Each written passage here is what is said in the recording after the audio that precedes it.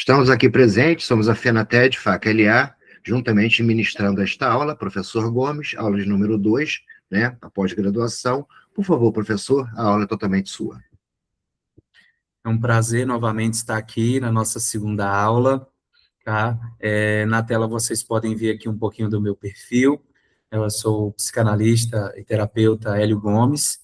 Eu tenho um perfil multidisciplinar, tenho algumas formações, algumas graduações, e já atuo na área de educação e ensino há pelo menos 5 anos, efetivamente, né, há pelo menos 5 anos, e estou aqui para somar, compartilhar um pouco desse conhecimento lindo, que é a psicologia de forma geral. Só autorizar aqui, professor, eu mudo o slide. Sim, pode mudar. E aí, o primeiro conteúdo que a gente vai ter acesso aqui na nossa apresentação, no início da nossa aula, é sobre, o conteúdo da nossa aula, melhor dizendo, né, sobre o aconselhamento motivacional. Então, o que seria o aconselhamento motivacional? Eu trouxe, então, uma definição e a gente trabalha explicando, né, sobre esses pontos, assim como a gente fez na aula passada. A entrevista motivacional é o primeiro passo para se conhecer a pessoa que nós estamos ali conversando nesse diálogo, né? A terapia em si, o tratamento, digamos, o aconselhamento, ele é uma conversa. A gente não pode esquecer disso. Então, ele é uma conversa, e nessa conversa a gente tem um ponto de partida, que é a entrevista motivacional. E aqui o material vai dizer que ela não é um conjunto de truques para convencer o paciente a mudar, porque inicialmente a gente tem essa tendência de, ao conversar com o outro, tentar, de alguma forma, né, usar os nossos argumentos para, em uma espécie de conflito ali, vencer quem tem o melhor argumento, tá? E nesta entrevista, esse não é o objetivo, não é de convencer o paciente, né, a mudar, mas um estilo de comunicação orientada para metas.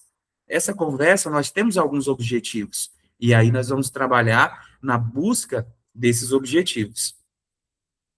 No tratamento da dependência, acho que ainda vai para o segundo parágrafo. Isso.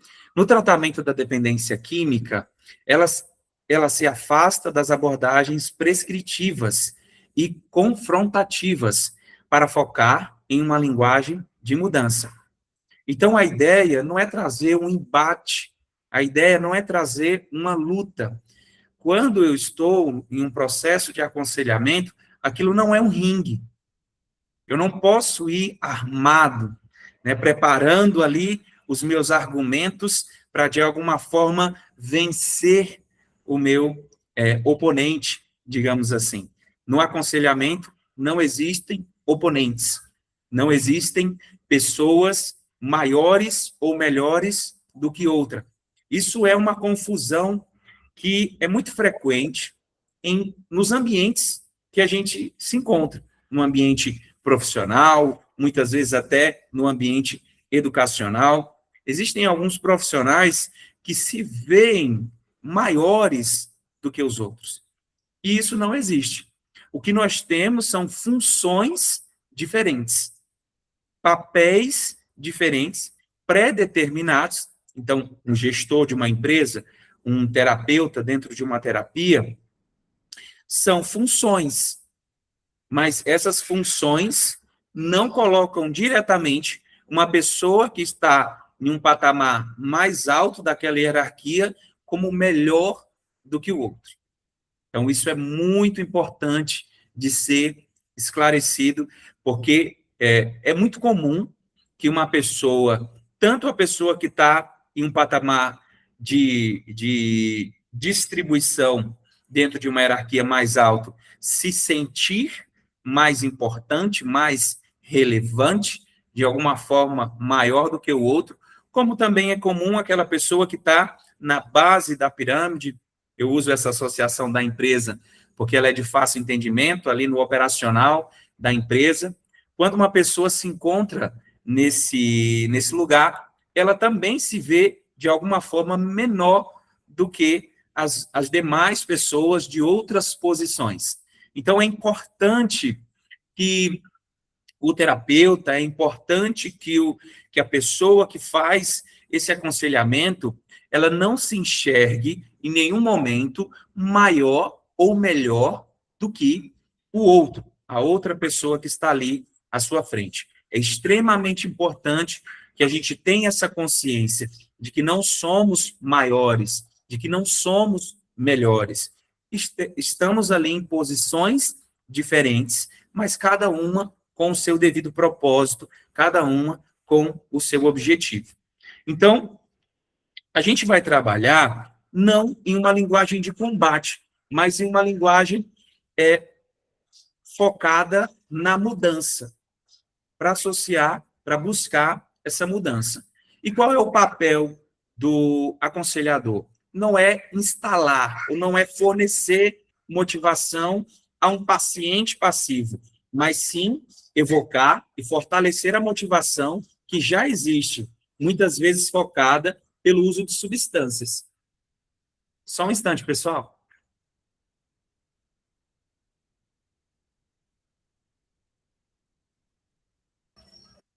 Pode passar para o próximo slide.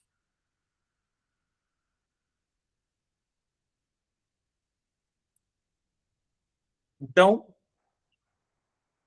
a motivação, ela é compreendida aqui como um papel de prontidão mutável e influenciável pelo estilo interpessoal do terapeuta, e não como um traço de personalidade imutável ou falta de vergonha.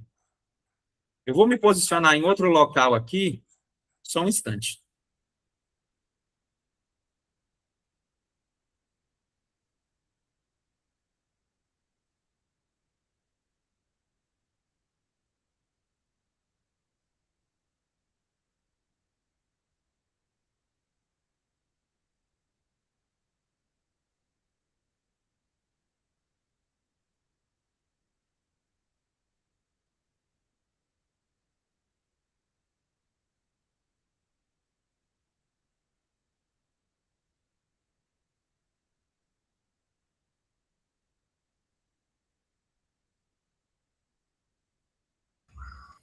É importante que a gente conheça o papel do terapeuta, do aconselhador, e o que ele está fazendo ali naquela conversa, naquele diálogo. Então, a gente viu que o momento do aconselhamento não é um momento de ringue, não é um momento de luta, mas dois seres humanos estão conversando, tá? Dois seres humanos. Nem maior e nem melhor do que o outro. Diferentes, tá? Em posições diferentes, em papéis diferentes. Então, quando o profissional entende que a resistência é um sinal de que a estratégia precisa mudar, o aconselhamento torna-se uma parceria clínica. E é muito comum, nesse início, que haja essa resistência. É extremamente comum que haja essa resistência de início. Se esse cliente, esse paciente, ele entender que ele está diante de outro ser humano, que está ali disposto a contribuir para as mudanças que ele já deseja para a sua vida, essas resistências, elas vão ser quebradas. E se existe muita resistência, significa que a estratégia adotada não está sendo efetiva, e é necessário buscar essa mudança. Tá? A gente tem aqui uma citação de Miller, que diz que a motivação para a mudança não é imposta, mas evocada. Então, quando nós buscamos essa mudança por parte do nosso cliente, do nosso paciente, nós estamos evocando essa mudança. Não é possível eu impor essa mudança para o outro, porque o outro ele tem o domínio de si mesmo. Então, eu tenho limitações sobre o outro. Eu tenho algumas limitações. E é o outro que tem que perceber a necessidade dessa mudança. É nisso que nós vamos trabalhar, em um olhar para a realidade e buscar essa motivação construída a partir do outro, e não numa espécie de convencimento. Então, ela já existe dentro da outra pessoa, e o nosso papel, né, esse desejo pela mudança, ela existe, e o nosso papel é ajudar a trazer para fora, é trazer significado, significância a esse desejo, e força, de alguma forma, a esse novo desejo.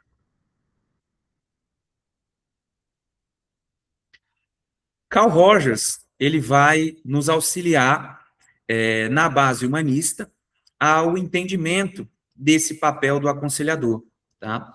Então, o que Carl Rogers fala? E a base humanista é o que sustenta a eficácia da técnica da abordagem motivacional.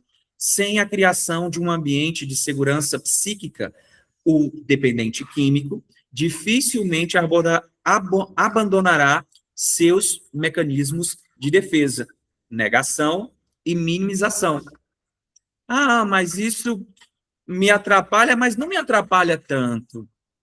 Isso me prejudica, mas não me prejudica tanto. Isso é uma minimização das consequências. Só ele sabe, vive, o quanto as consequências desses atos são destrutivas para a sua própria vida. Mas, diante de um embate, diante de uma discussão, eu não quero ficar para trás. Eu não quero ficar por baixo. Eu não quero ficar de errado. Se for um embate, se for uma briga, eu quero ganhar. Eu não quero perder. Então, se ele perceber que é uma briga, que é um embate, ele vai, de alguma forma, minimizar esses argumentos contrários às suas ações. Porque ele não está mais preocupado em olhar para si, ele vai estar preocupado em vencer o aconselhador em uma espécie de combate. E o responsável para colocar esse ambiente como um local seguro de possibilidade de fala, não é quem está sendo aconselhado, é quem está aconselhando. Tá? Então, olha, a gente vai trabalhar negação, minimização, mas nós precisamos em um ambiente empático. Então, as 3 condições centrais são: a empatia precisa. Então, há um esforço contínuo do terapeuta em sentir o mundo privado do paciente como se fosse seu. É um esforço de sentir as consequências. É um esforço desse aconselhador de olhar para esse ser humano e perceber o que ele está vivendo, o que ele está sentindo. Uma troca de sentimentos, uma troca de dores. Então, é validar o que a droga tenta anestesiar. Como a gente conversou na última aula, a dor existe, a falta existe. E, se ela existe, ela precisa ser validada. Eu não posso desconsiderar a dor do outro. Porque é muito fácil para mim desconsiderar a dor do outro. Por quê? Porque está doendo nele, como eu falei na nossa última aula. Não dói em mim, dói nele. Então é muito fácil eu, do meu lado, minimizar. Mas quando eu compreendo que eu estou diante de um ser humano falho, assim como eu também sou falho, e eu consigo comunicar, olha, eu não tenho, particularmente, não que você precise dizer, mas o aconselhado precisa entender que ele está diante de um ser humano, composto de pontos positivos e negativos, e que ele não é menor pela condição dele. Vamos para o próximo slide.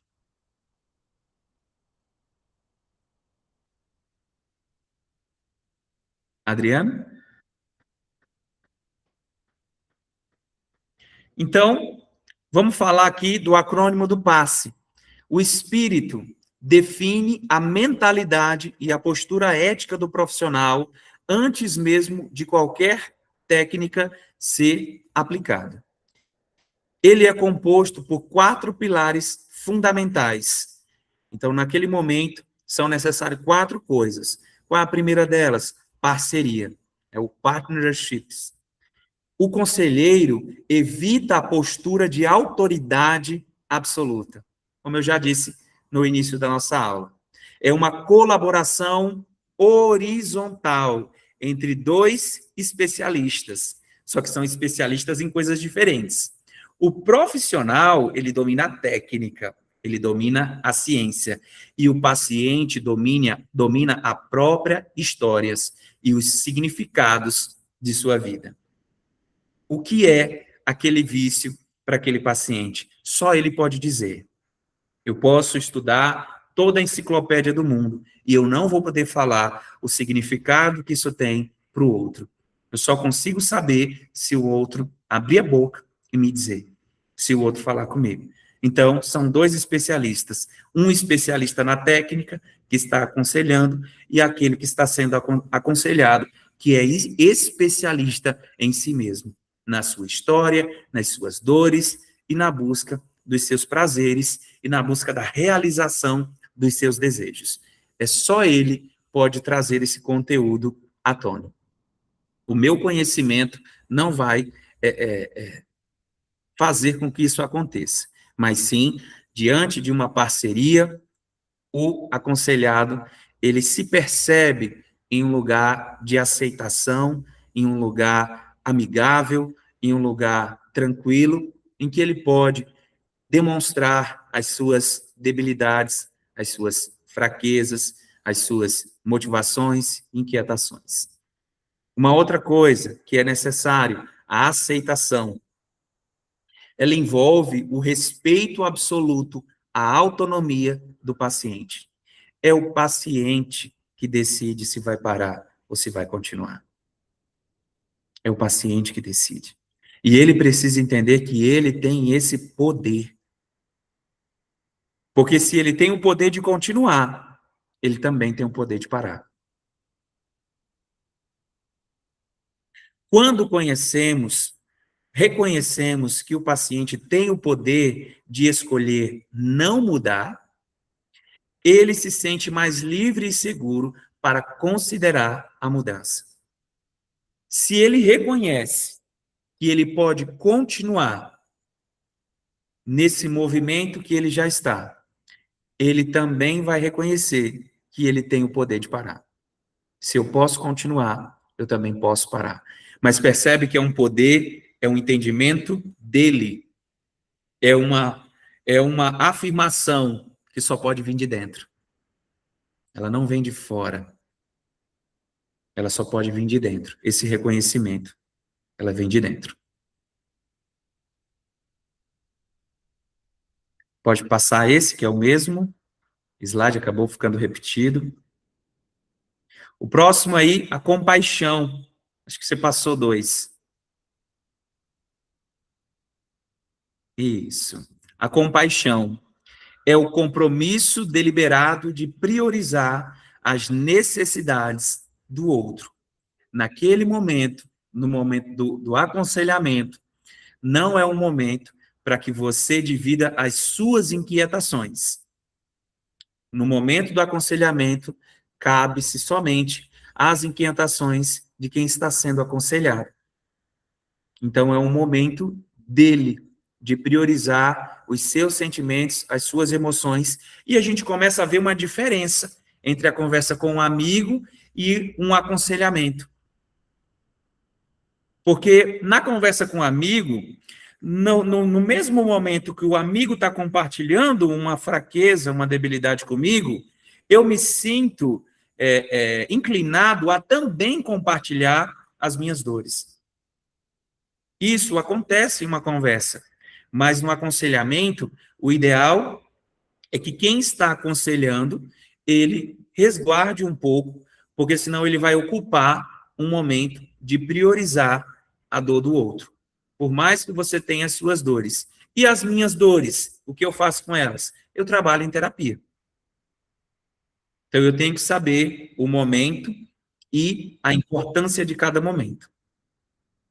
E eu preciso também ver a evolução, a evocação. Então, parte do pressuposto de que o paciente já possui sabedoria e recursos internos. O conselheiro atua como um facilitador que chama para fora.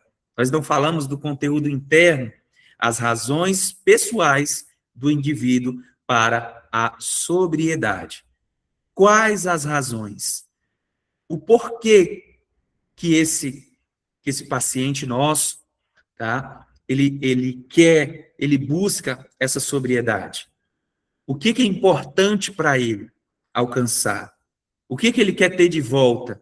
Pode ser algo que ele perdeu, o contato com a família, o contato com os amigos, a possibilidade de ter um trabalho, a possibilidade de ter uma renda e não gastar tudo em drogas, em vícios. Retomar, né, a sua vida normal. Então, precisa-se partir do pressuposto que o paciente possui a sabedoria e os recursos. Ele tem essa capacidade, por mais que ele não consiga enxergar, por mais que ele não consiga ver. Ele tem a capacidade de parar. E aí você precisa mostrar que essa capacidade existe e está dentro do paciente. É um recurso interno. E aí você traz luz para esse lugar, traz luz para essa consciência. Esse é o papel do conselheiro quando ele faz a evocação. É algo mais de espírito. O próximo.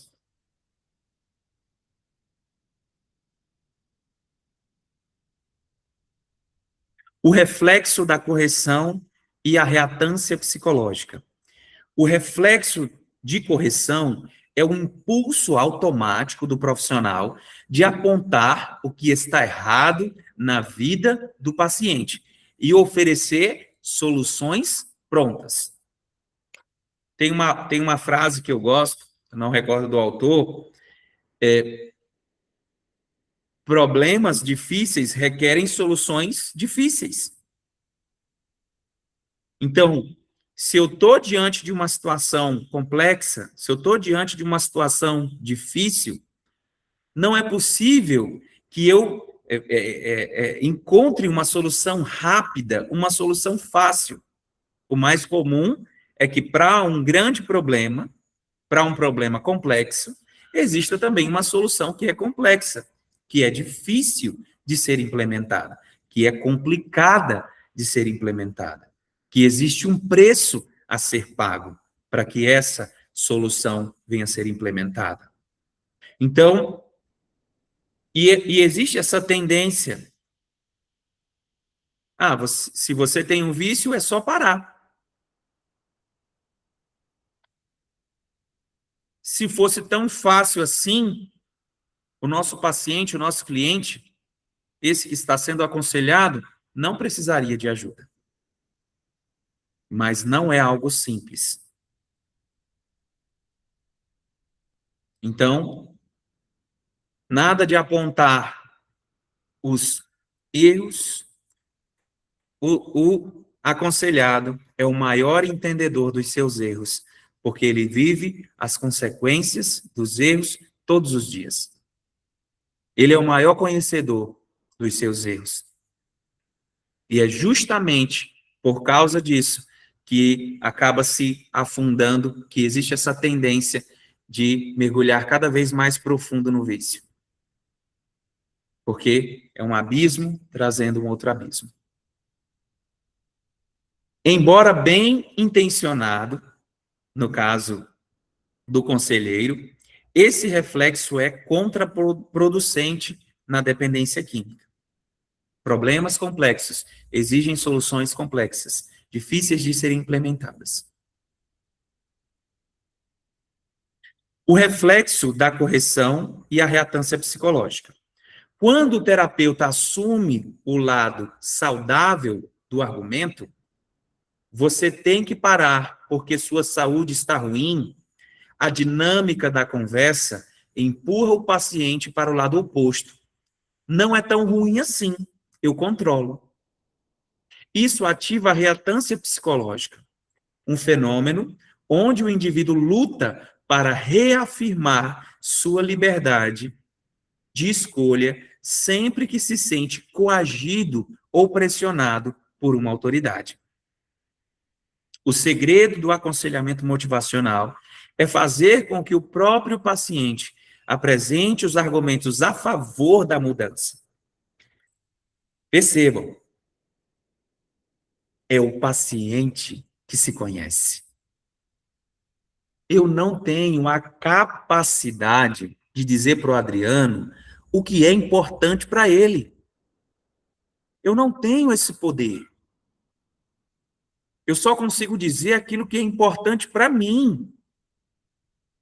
E eu preciso mostrar isso para quem está sendo aconselhado. Que só ele pode dizer o que é bom para ele. E eu vou trazer à tona os motivos que são importantes para ele. Eu vou dar um exemplo, né, para que fique mais claro. Aquela pessoa que é canibal, as tribos canibais, que se alimentam de outras pessoas, elas não veem problema nisso. Nós já vemos, porque nós temos uma outra cultura. Então, nós construímos isso desde a nossa infância, desde o nosso nascimento. Nós estipulamos verdades para nós mesmos. E a ideia não é lutar contra as verdades, mas trazer à tona, entender, procurar essas verdades no íntimo do ser.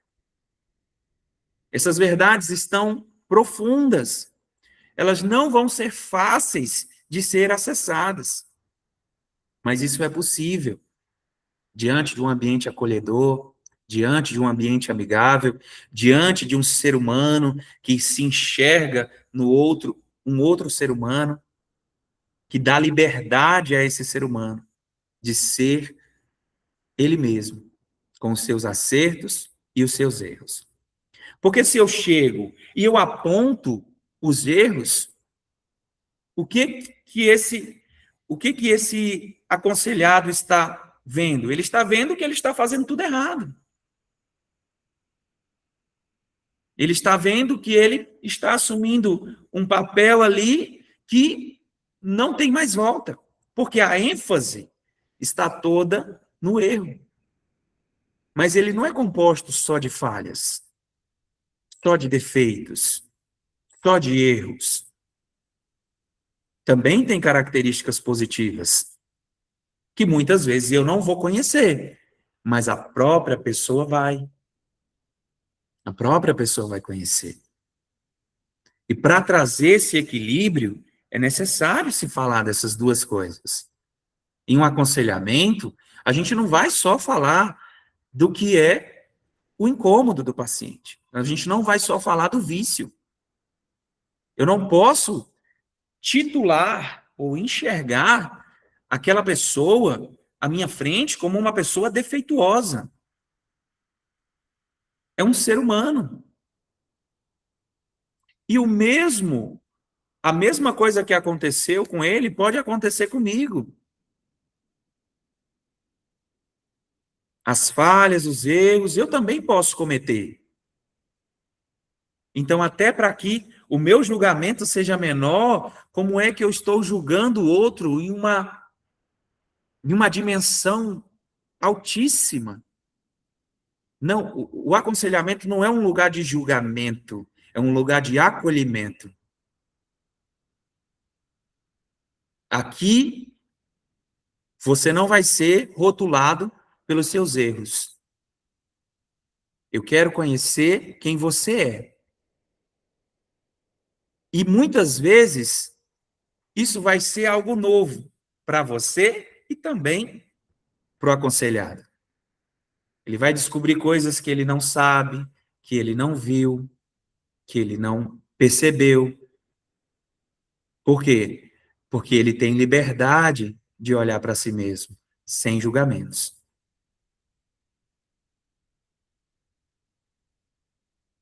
O segredo do aconselhamento motivacional é fazer com que o paciente apresente os argumentos a favor da mudança, porque é ele que se conhece. O próximo slide.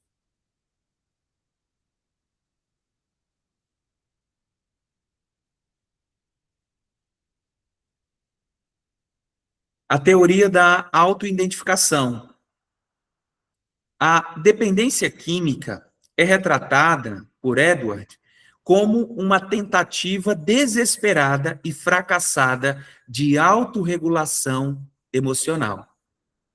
O paciente não sofre de um vício por busca de um prazer excessivo, mas sim por uma incapacidade crônica de modular os seus afetos, manter a autoestima e cuidar de si mesmo. A escolha da substância raramente é aleatória. Ela possui uma função psíquica específica, frequentemente usados para conter sentimentos de raiva, fúria e agressividade transbordante. Próximo.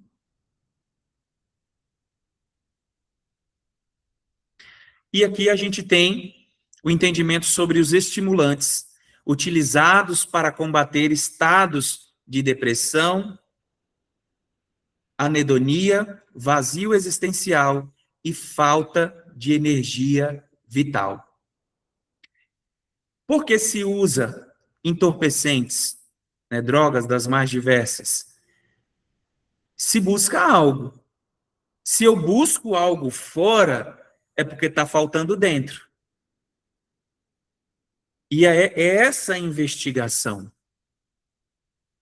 Eu sou menos um juiz no aconselhamento e mais um detetive, que vou buscar isso que me falta. Se eu estou buscando fora, é porque falta dentro. O álcool e sedativos servem como anestésicos para a ansiedade social intensa e o isolamento emocional. Kantzer, de 97, vai dizer que o vício não é meramente uma busca por prazer, porque existem várias formas de você encontrar prazer, mas uma tentativa de tratar um sofrimento psíquico que o indivíduo não consegue modular sozinho. O que é modular? É dimensionar. Porque, às vezes, você está dando uma importância gigantesca a algo que não é importante. Algo que, se você tirar... Percebam o seguinte: você comprou uma coisa nova. E aí, meu Deus, como que eu vivi até hoje sem isso? Eu estou muito feliz por ter comprado esse relógio, esse óculos, esse celular. A minha vida vai mudar completamente a partir de hoje. Na próxima semana, você nem lembra do que você comprou. Você comprou o relógio e nem lembra de colocar no braço, porque aquilo é irrelevante. Você, inicialmente, deu uma importância gigantesca para aquilo. Mas, na verdade, de fato, aquilo não é importante. Se fosse importante, você continuaria lembrando, você continuaria usando. Mas, como não é importante, de fato, você teve uma percepção errada. Por exemplo, quem constrói piscina em casa? Construiu a piscina, eu vou tomar banho todo dia, essa piscina foi muito cara, eu vou ter que aproveitar ela, e eu vou banhar todo dia, eu vou mergulhar, e eu vou chamar os amigos. Quando compra um sítio, é a mesma coisa. Ah, agora sim eu vou ser feliz. O que estava faltando para eu ser feliz era o sítio. E aí você vai lá e compra o sítio. E daqui 2, 3 meses, rapaz, faz 15 dias que eu fui no sítio, faz um mês que eu fui no sítio, eu tenho que vender esse sítio. Esse sítio está me dando dor de cabeça. Esse sítio é problema. Essa piscina está aí, tem que limpar, vai dar mosquito da dengue. Ou seja, eu não sabia que eu estava comprando um problema para mim, né? Mas, quando eu adquiro aquilo, então são exemplos que nós temos percepções erradas. Nós damos uma quantidade de valor errada para as coisas. Mas a gente acredita, no momento que nós estamos comprando, que aquilo é fundamental, que aquilo vai mudar completamente a nossa vida. E a maior parte das nossas escolhas não vai. Não vai mudar completamente a nossa vida. Mas existe uma tendência de acreditar que isso vai acontecer. Isso é a modulação de um desejo. Nós acreditamos que isso é fundamental, mas não é. Tem coisas mais importantes. O convívio com a nossa família é mais importante. As pessoas que nós amamos são mais importantes. E aí, mas como é que eu descubro, Hélio, o que é importante ou o que não é importante? É nesse momento. É no momento do aconselhamento, é no momento do acompanhamento. É quando eu olho para mim mesmo e descubro quem eu sou e o que eu quero de verdade. Porque eu deixo pistas no meu comportamento sobre o que eu quero, sobre o que eu desejo, sobre o que é importante para mim. Próximo slide.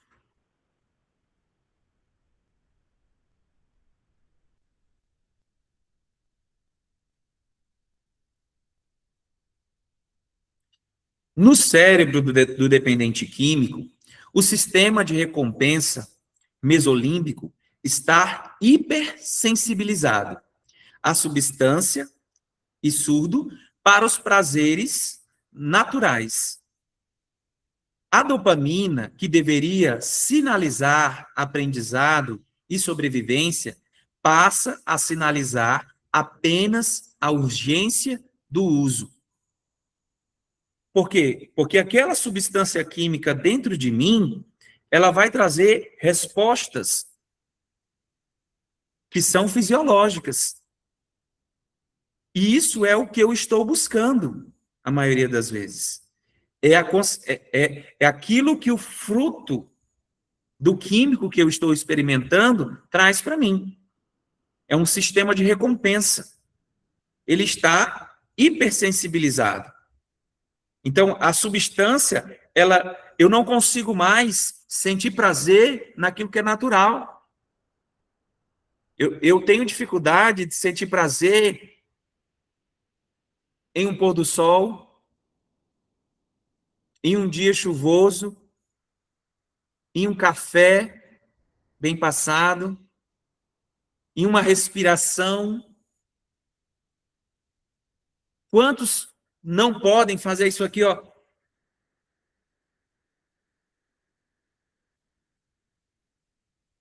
Quantos têm dificuldades, estão com aparelhos? E nós podemos. Então, a felicidade nas pequenas coisas, elas precisam ser lembradas. Eu não posso ficar feliz só quando eu ganho o Oscar. Eu posso buscar felicidade nas pequenas coisas. Mais um dia, eu venci esse dia. E eu vou me alegrar nesse dia. Eu vou buscar contentamento e felicidade nessa pequena conquista, que é pequena para o outro. Para mim foi uma batalha que foi vencida. E eu me alegro por ter conseguido vencer essa batalha deste dia. Amanhã eu viverei uma outra batalha. Eu viverei um outro dia. Então, simultaneamente, o córtex pré-frontal, responsável pelas funções executivas, como controle de impulsos, planejamento e julgamento crítico, encontra-se funcionalmente enfraquecido ou sequestrado. Isso explica porque o paciente pode desejar sinceramente parar e, momentos depois, ceder ao impulso. Então, isso acontece. O paciente está totalmente decidido que vai parar. E, naquele mesmo exato momento, ele cede ao impulso. Por quê? Porque uma estrutura, que é o córtex pré-frontal, ela está desestruturada, ela está desestabilizada. Essa desestabilização, ela demorou um tempo para ocorrer. Isso é importante que eu vou falar. A desestabilização do córtex pré-frontal, ela demorou um tempo para acontecer. Você não vai reverter essa desestabilização dessa função da noite para o dia, em uma semana, em um mês. Vamos pegar um outro exemplo, uma pessoa que está obesa. E isso está trazendo consequências ruins para a sua saúde, para a sua vida. Mas, para que a pessoa tivesse aquele estado de obesidade e começasse a ter prejuízos prejuízos na sua saúde, por conta disso, sem olhar para a estética, mas para a saúde, isso demorou um tempo para acontecer. Então, são 20 anos, são 30 anos de comportamentos que levaram até a pessoa até aquele momento. De repente, essa pessoa decide mudar. Ela decide seguir em uma outra direção. Uma direção mais saudável, uma direção de caminhada, uma direção de exercícios físicos. Os resultados vão acontecer da noite para o dia? Não. Eles não vão acontecer. Eles vão precisar de um tempo até que esses resultados cheguem, até que esse corpo, essas estruturas celulares se reorganizem, até que aquele excesso venha a ser gasto de alguma forma. Então, se são vários anos e até décadas preso a algum tipo de vício, não vai ser da noite para o dia. Não vai ser de um estalar de dedos em semanas ou meses até que isso vai acontecer. Que essa mudança significativa.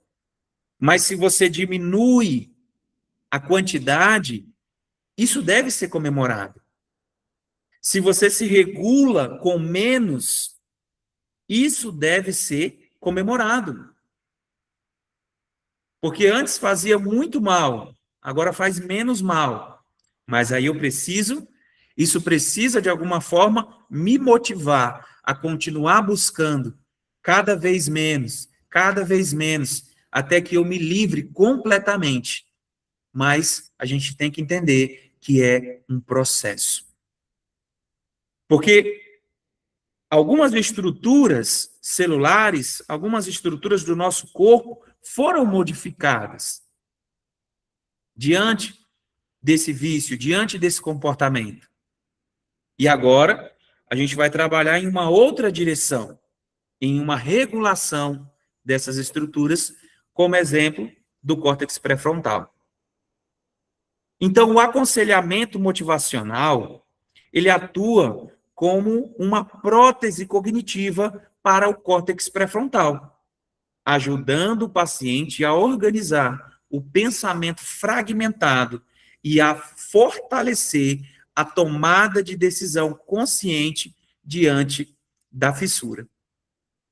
Diante dessa desorganização dessa estrutura. Ele vai servir como, digamos, um remédio, que não é efetivo. no curto prazo, mas que ao longo prazo vai trazer benefícios. E é importante que o dependente químico acredite na possibilidade dessa mudança. É possível. É possível. Existe um processo para se cumprir, existe uma caminhada, existem passos e passos a serem dados, mas é possível. Próximo slide.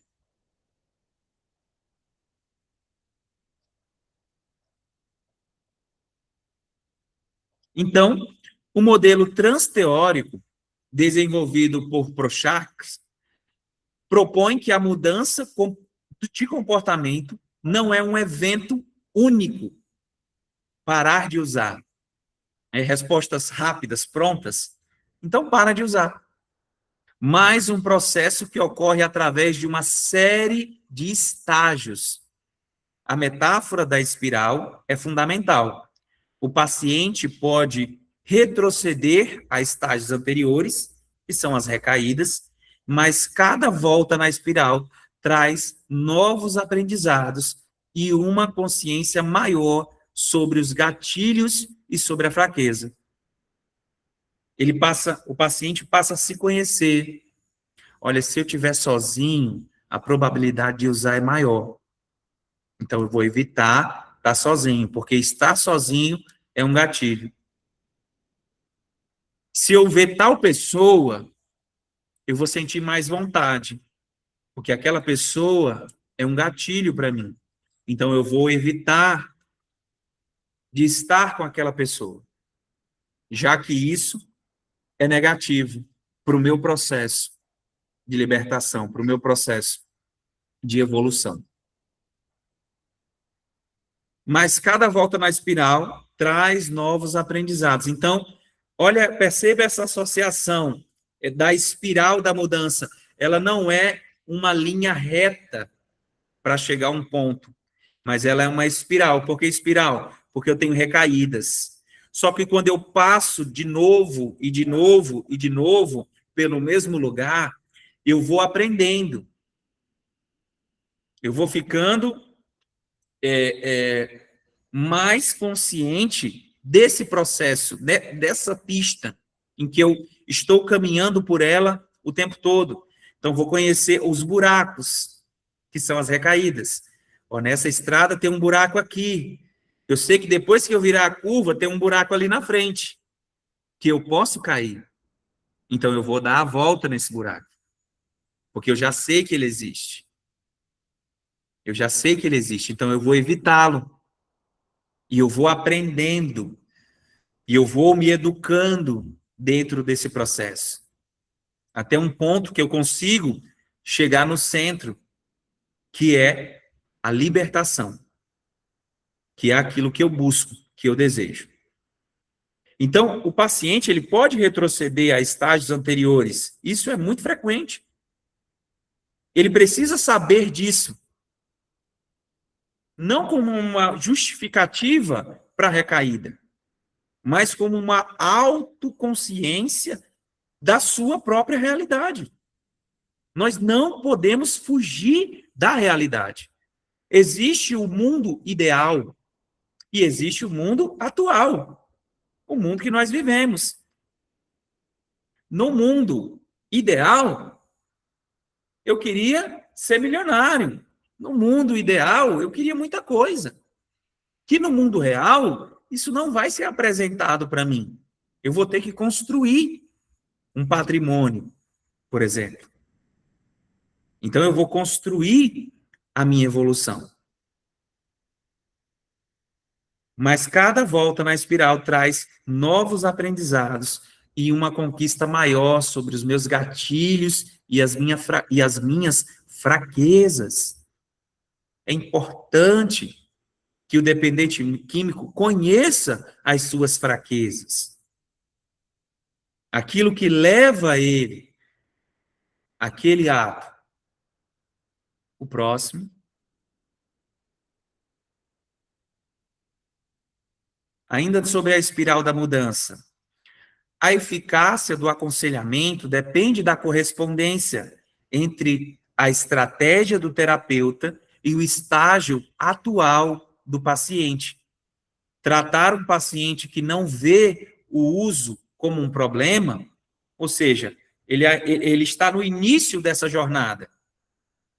Ele pode não ver que aquilo é destrutivo. Muitas vezes ele está sendo aconselhado porque foi levado por um parente, porque foi levado por um amigo, porque foi indicado por alguém, mas ele não vê a necessidade da mudança.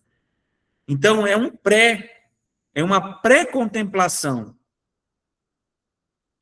com técnicas de planejamento, de ação, ou seja, preparação. É um erro clínico que gera resistência e um abandono do tratamento.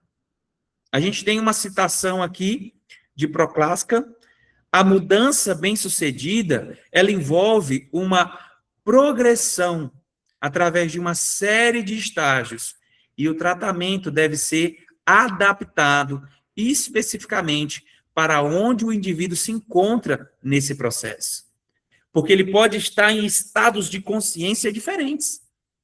Ele, inclusive, pode acreditar que esse comportamento, que esse vício, não lhe causa mal algum. E qualquer pessoa que estiver de fora vai conseguir enxergar que isso está fazendo mal, não só para a pessoa, mas também para a sua família. Também para as pessoas que o cercam, que existem consequências negativas que são visíveis. A própria aparência do indivíduo, isso não dá para ser contestado. A própria saúde do indivíduo, a própria relação com os familiares, são fatos que muitas vezes não estão sendo enxergados. É um estado ali de pré-consciência. O próximo. O desafio da aliança inicial, nessa pré-contemplação, que é esse primeiro passo dessa caminhada em espiral. Então, na pré-contemplação, ou seja, o indivíduo não tem uma intenção de mudar o comportamento de risco em um futuro próximo. Ele não tem esse desejo de mudança. Geralmente, nos próximos 6 meses. O uso da substância é vista como uma solução, não como um problema, para quem está nesse estágio de pré-contemplação. O paciente pode estar em tratamento apenas por pressão externa, pela justiça, pela família, pela empresa que ele trabalha. Às vezes ele não quer perder o emprego e já foi cogitado a possibilidade, porque está se trazendo consequências negativas. A psicologia da resistência. O paciente utiliza mecanismos como negação, racionalização. A racionalização é quando eu busco argumentos que enfatizem o meu ponto de vista. E minimização para proteger a sua escolha. O papel do conselheiro, né, o objetivo não é a abstinência imediata, mas sim perturbar a homeostase do paciente, ou seja, a tranquilidade das águas. Ele não vê problema, e você vai lá e mexe nas águas. Como é que está a sua família? Isso tem impactado o seu emprego? De que forma? Perguntas abertas e não fechadas, porque senão ele vai dizer sim, não, e a conversa para por aí. De que forma isso tem impactado o seu trabalho, a sua família, os seus amigos? Então, o objetivo não é uma abstinência imediata, mas sim perturbar a homeostase do paciente. Isso é feito fornecendo informações personalizadas sobre o risco e ouvindo as percepções do paciente sem julgamentos, plantando a semente da dúvida. O que o conselheiro faz na etapa de pré-contemplação? Quando esse usuário ele não tem consciência de que esse ato é destrutivo e que existe a necessidade da mudança. ele planta a semente da dúvida. Causa uma perturbação nessa consciência que está cristalizada. Percebem? Então, o aconselhamento vai nesse sentido. O próximo. Então, a gente falou da pré-contemplação, agora a gente vai para o estado de contemplação. A paralisia. O contemplador reconhece que o uso da substância é um problema. Olha, a gente já tem um avanço de consciência. E considera seriamente a possibilidade de mudar, mas ainda está profundamente apegado aos benefícios do uso. Alívio, prazer, fuga. É o estágio do sim, mas me faz mal, mas me causa alívio. Me faz mal, mas me dá prazer.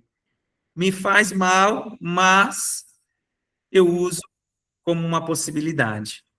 Pode falar, Adriano. Professor, só fazendo aqui uma comparação. É justamente uma racionalização, no caso, né, do Sim. uso. Ele vai procurar motivos que fortalecem o uso, que apoiam, né, o uso. Perfeitamente. Obrigado, professor.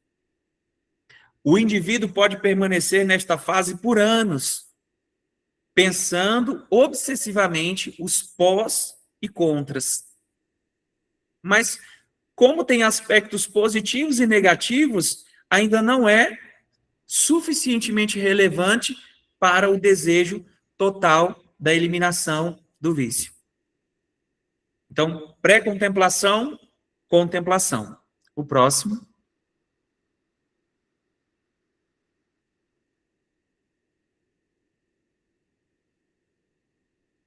Ainda na contemplação, o trabalho clínico. O foco aqui, que é a maioria das pessoas está nessas etapas. Percebem? Na pré-contemplação e na contemplação. Existe um grande número de pessoas que estão nestas etapas. O trabalho clínico, o foco aqui é inclinar a balança decisória. Então, é mais contras que pós. O terapeuta ajuda o paciente a explorar os valores de vida que estão sendo sufocados pela droga. O acolhimento da dor. É vital validar o medo que o paciente sente de viver sem a substância. Existe um medo de largar. Existem consequências se continuar, mas também existe um apego por aquilo que causa alívio. E uma citação de Miller, a ambivalência é um passo razoável e esperado no processo, no caminho da mudança. Ela não é um obstáculo ao tratamento, ela é um material principal do tratamento, a ambivalência. Esses dois lados, os pós e os contras, elas têm que entrar no processo de evolução desse paciente. Próximo. E aí a gente tem a preparação, pré-contemplação, contemplação e preparação. O linear da tomada de decisão. Na preparação, o paciente já tomou a decisão de mudar e pretende agir em um futuro próximo, geralmente no próximo mês. Não, eu sei que isso é um problema e eu estou decidido a parar. Ele pode já ter feito pequenas tentativas e reduzido o consumo, mas ainda não estabeleceu um compromisso firme com a abstinência total ou com um novo comportamento. Estratégias de fortalecimento. O conselheiro atua como um consultor estratégico. O foco muda da motivação para a autoeficácia. E as ações práticas são a definição de uma data. Olha como é importante a gente racionalizar agora em um bom sentido. Se essa decisão já foi tomada de que se deve parar, eu posso definir uma data para que isso aconteça. Escolha de métodos de tratamento, grupos de apoio, medicação, psicoterapia e identificação de pessoas que podem oferecer suporte social. É importante perceber e entender para o dependente químico que ele pode procurar ajuda. Que ele pode procurar ajuda externa em uma psicoterapia, em uma medicação, desde que seja uma medicação orientada por um médico, e grupos de apoio. Identificação de pessoas ao seu redor que também possam dar suporte a esse processo, a essa caminhada pela mudança.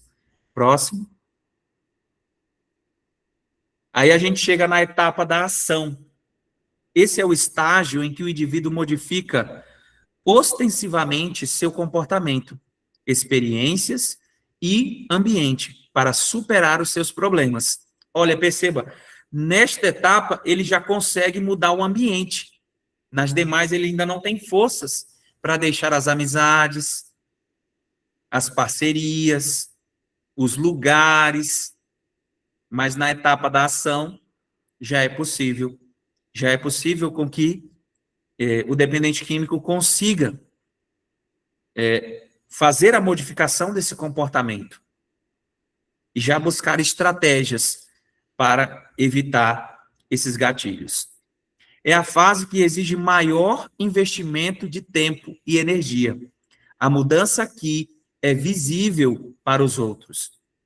Então, se há uma diminuição considerável desse comportamento do vício, isso começa a ser percebido pelas demais pessoas. Aqui há uma gestão de risco. O foco está no manejo da fissura e das situações de alto risco. Quais são as situações de alto risco? Festas em que vão ter bebidas, grupos de amigos, onde aquilo está mais acessível do que em outros ambientes, e os demais, o próprio dependente vai conhecer. Ele conhece quais são as suas situações de risco. E no momento da ação, o foco do manejo está na fissura. Quando isso acontece? Olha, acontece quando eu estou com tal pessoa, quando eu estou em tal lugar. E aí já se tem energia e o conhecimento para a busca dessa mudança. O reforço positivo, o terapeuta deve enfatizar as pequenas vitórias para manter a autoeficácia elevada, uma confiança elevada. O sentido de conquista é o principal combustível para evitar o retorno aos estágios anteriores. A ideia é que a gente caminhe para frente. A gente não retroceda para os estágios anteriores. Próximo. Manutenção e prevenção de recaídas. A manutenção começa após 6 meses da mudança sustentada.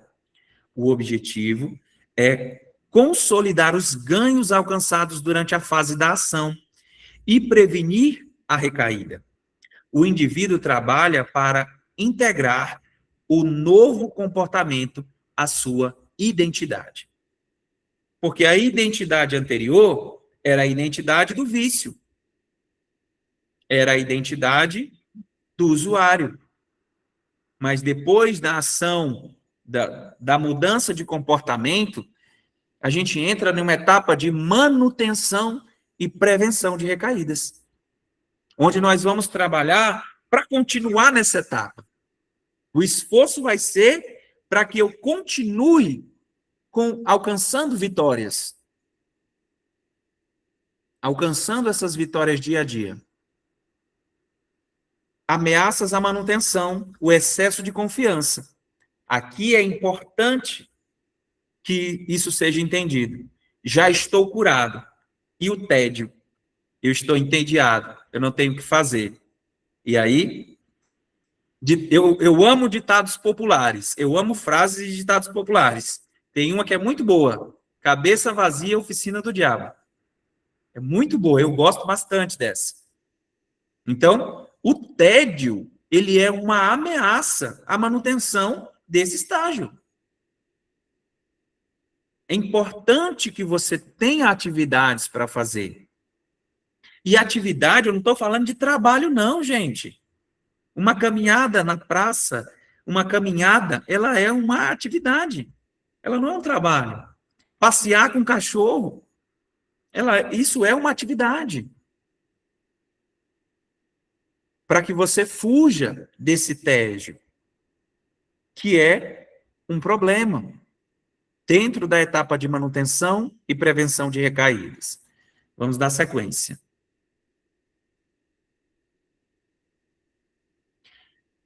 Ainda na manutenção, reforma do estilo de vida. Não basta parar de usar.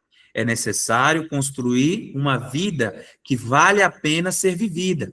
Novos objetivos, novas metas, novas conquistas. Quem sabe um curso novo, um objetivo novo, um hobby novo. Aprender alguma coisa nova, a costurar, a tricotar, buscar uma nova profissão. Ter um objetivo que é seu. Não é um objetivo que o outro trouxe para ti. Não é para cuidar de um neto, para algo que vem do outro, mas algo que seja seu para você mesmo. E a gente tem a citação de Mallet: a recaída não é um fracasso do indivíduo, mas uma falha no plano de prevenção de riscos, que precisa ser revisado e fortalecido. Vamos voltar para a analogia do buraco na estrada.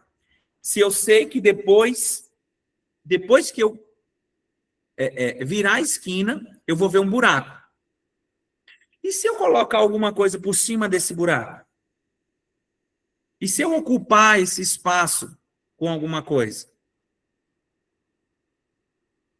Então, a recaída ela tem que ser vista como uma oportunidade de autoconhecimento e de amadurecimento e de evolução nesse processo.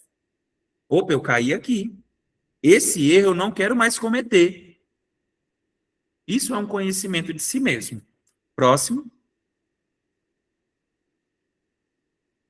Microhabilidades do aconselhamento no modelo OARS, que é esse modelo que nós estamos vendo agora. As microhabilidades, conhecidas como Open Questions, Affirmations, Reflections, Summários, são o motor da entrevista motivacional. Elas não são apenas técnicas de entrevista, mas ferramentas para conquistar uma aliança terapêutica sólida e, simultaneamente, extrair a fala de mudança do paciente. É importante que o próprio paciente ele traga essa fala de mudança, ele traga esse desejo. O uso de estratégias dessas habilidades permite que o conselheiro direcione a conversa para metas terapêuticas sem parecer autoritário ou invasivo. Lembre-se, você é conselheiro, mas você está falando da vida do outro e não da sua própria vida. Faça com que o aconselhado entenda o seu papel de domínio de si mesmo. O próximo slide.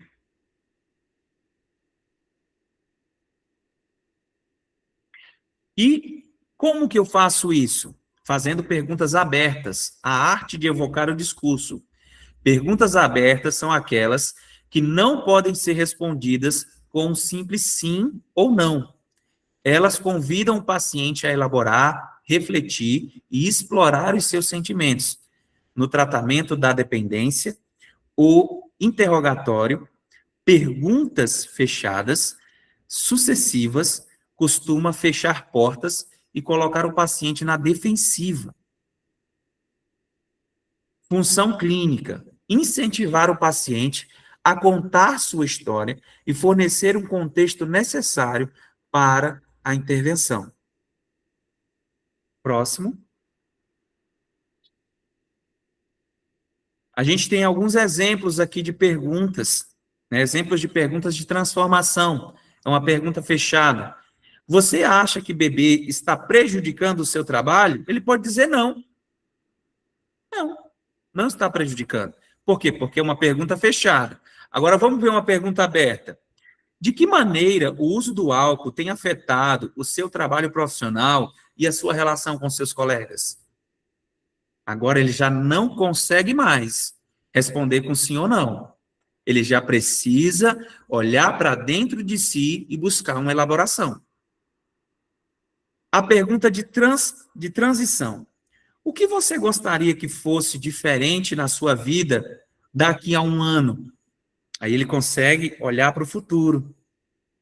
A gente tem uma citação de Miller que vai dizer: as perguntas abertas são como chaves que abrem portas para a exploração, enquanto as perguntas fechadas são como becos sem saída que limitam a autonomia do paciente.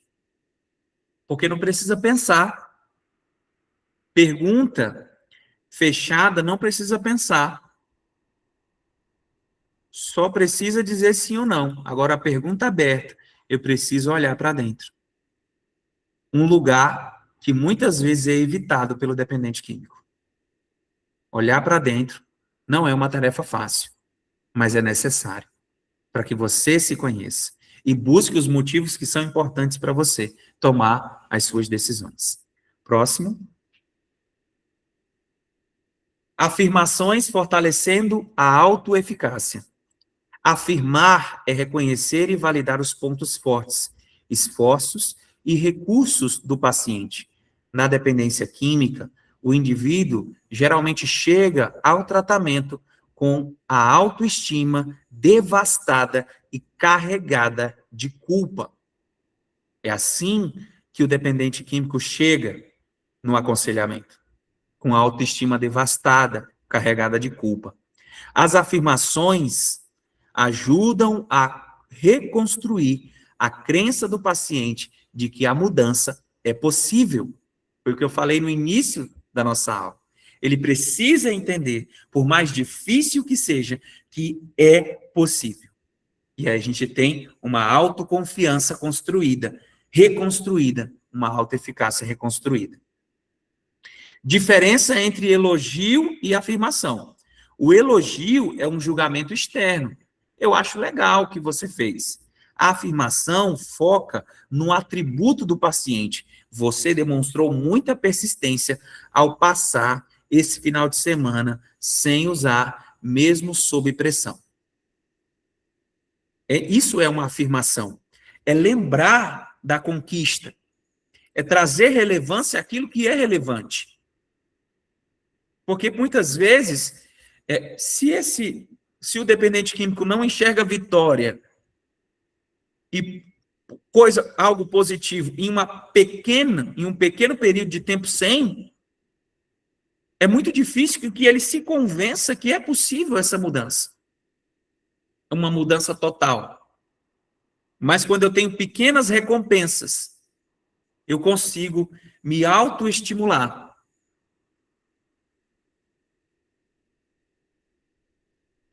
Impacto na resistência. Pacientes que se sentem valorizados e respeitados tendem a baixar a guarda e a se engajar mais profundamente no processo de mudança.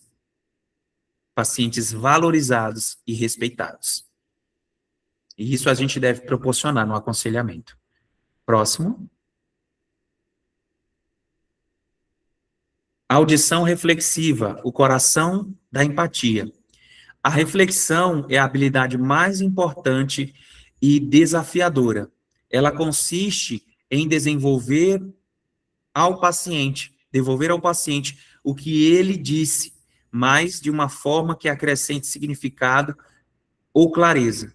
Não é apenas repetir as palavras como um papagaio, mas captar a essência do que está sendo dito.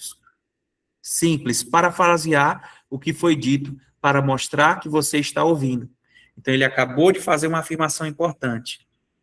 Eu não usei nesse fim de semana. E aí você repete.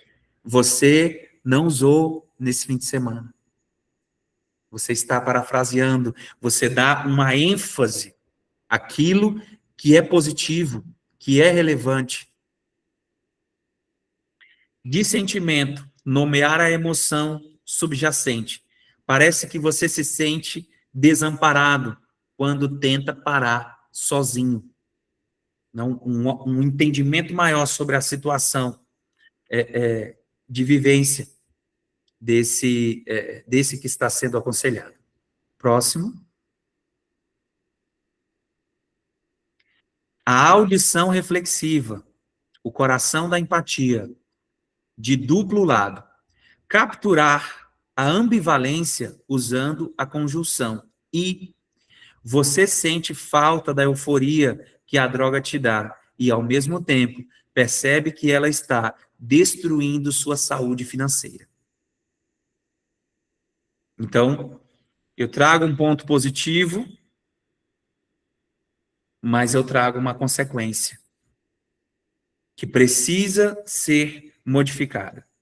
E a citação de Rogers, 2009, a audição reflexiva é uma verificação contínua de que compreendemos o mundo do outro exatamente como ele o percebe. Isso é respeito.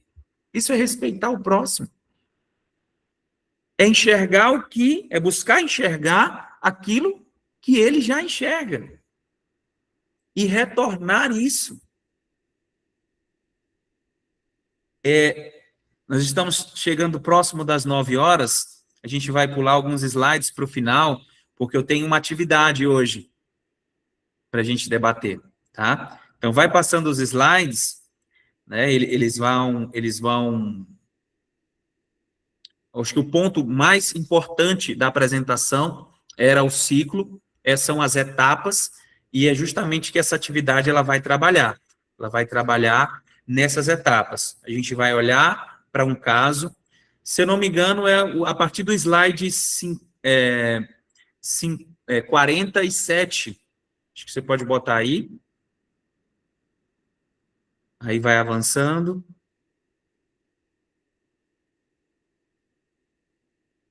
Estudo do caso clínico, é esse mesmo. A gente passou por ele.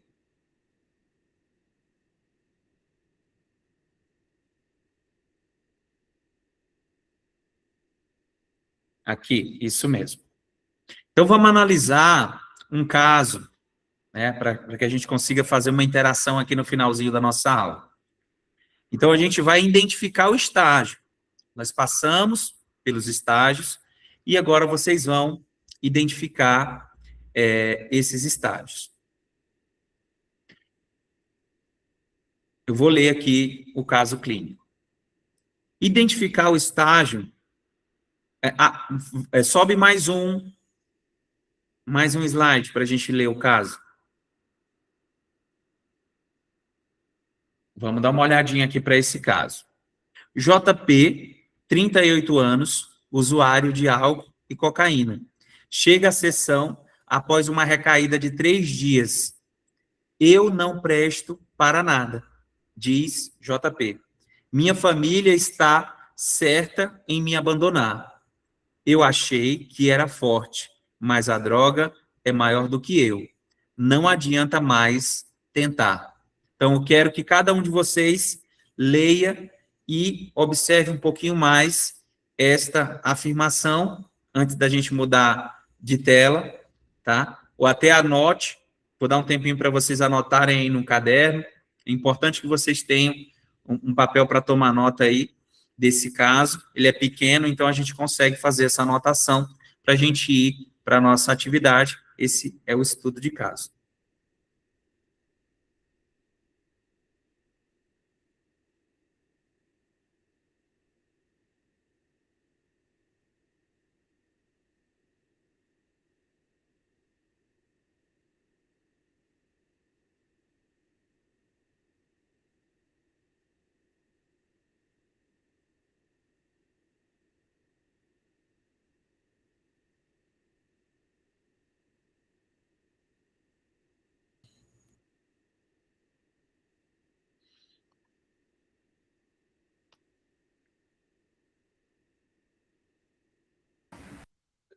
Pessoal, quem anotar, por favor, sobe um joinha, tá? Só para a gente ter mais ou menos uma ideia.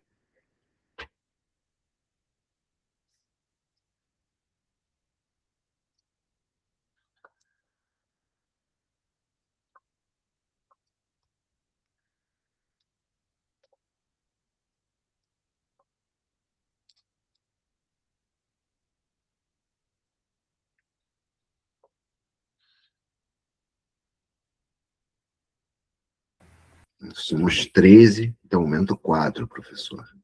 Mais um Uhum. minutinho, acho que dá. Sim.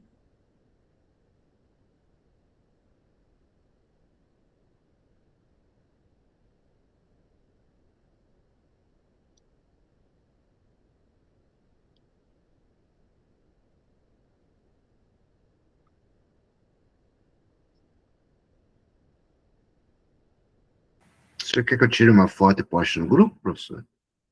Pode ser também. Ó, eu anotei aqui as etapas para a gente trabalhar. São 5. Vamos lembrar: pré-contemplação, contemplação, preparação, ação e manutenção e prevenção de recaídas, tá?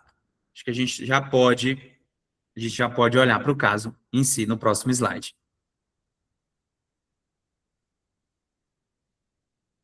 Então, essa análise ela vai ser feita por vocês. A gente vai identificar o estágio, se ele está no estágio de pré-contemplação, contemplação, preparação, ação, ou estágio 5 de manutenção e prevenção de recaídas. Então, nós vamos identificar o estágio. A gente também vai verificar uma intervenção motivacional, né? Como uma afirmação, como usar uma afirmação para validar o fato de que ele ter voltado para a sessão apesar da vergonha. Olha, então esse é um ponto positivo que o JP não viu. Então ele está bem triste com as afirmações que ele trouxe para a clínica, mas ele não percebe que ter aparecido na sessão é algo extremamente positivo para ele. E o reflexo duplo lado. Como mostrar que ele valoriza a família e por isso dói tanto a recaída sem reforçar a autopunição, tá? Então vou dar um tempinho para que vocês respondam em essas questões para o nosso debate final.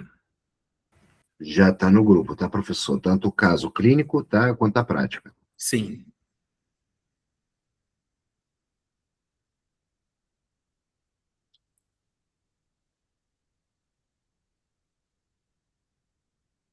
Preciso só que retorne ao slide, só para eu verificar novamente o anterior, por gentileza.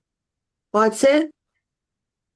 Pois não, retornando, no caso do caso clínico, né? Por favor. Pois não.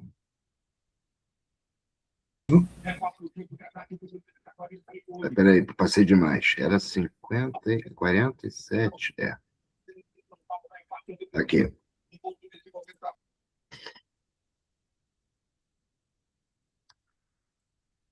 Eu mandei a foto no WhatsApp também, tá? Qualquer coisa.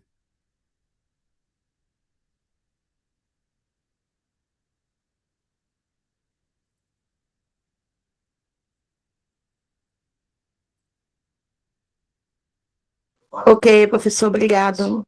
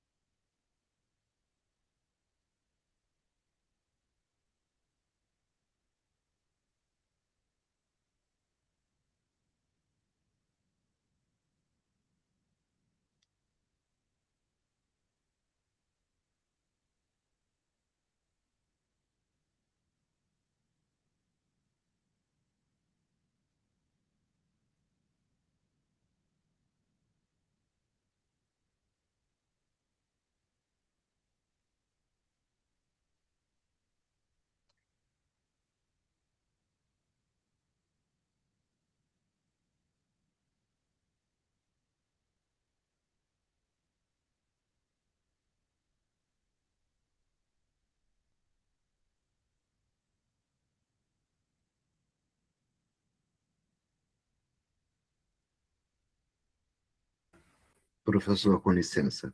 Uhum. As respostas são para dar para o senhor agora, no tempo, ou para eles darem na próxima aula, alguma coisa, como o senhor prefere? Eles podem até postar no grupo. Eu vou Tá, só. eu postei Isso. o caso, tá? E o Uhum. estudo do caso, tá tudo no grupo. Aí o Sim, senhor sim. instrui, por favor. Aham. Sim, sim.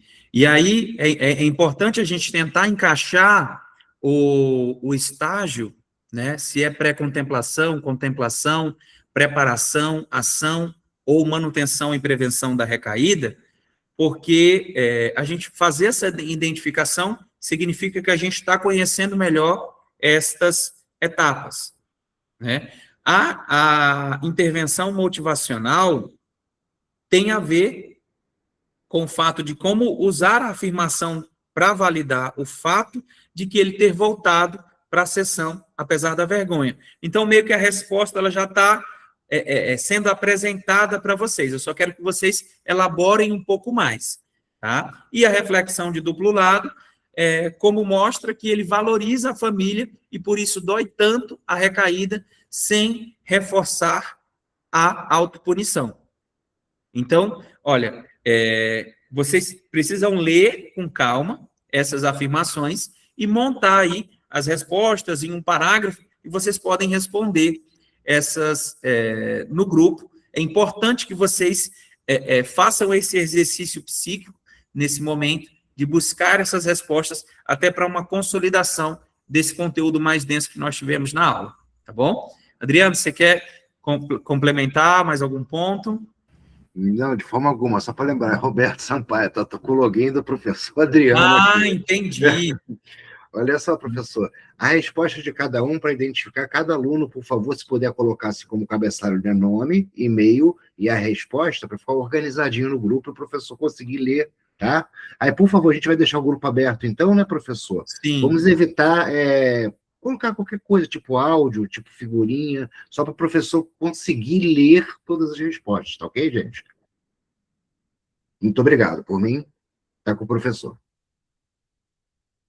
é isso mesmo. A gente chega no final da nossa aula, tá? Tem esse caso clínico para ser discutido, então a aula vai ter continuidade um pouco mais, mas não mais aqui nesse espaço, tá? E eu já inicio agradecendo de coração o tempo de vocês, a disponibilidade de estar essas horas aqui junto com a gente na busca, na evolução desse conhecimento, que é fundamental, né, para quem deseja aí essa especialização nessa área tão sensível do ser humano, que é a dependência química. Terminando então a gravação, professor, um minutinho, por favor.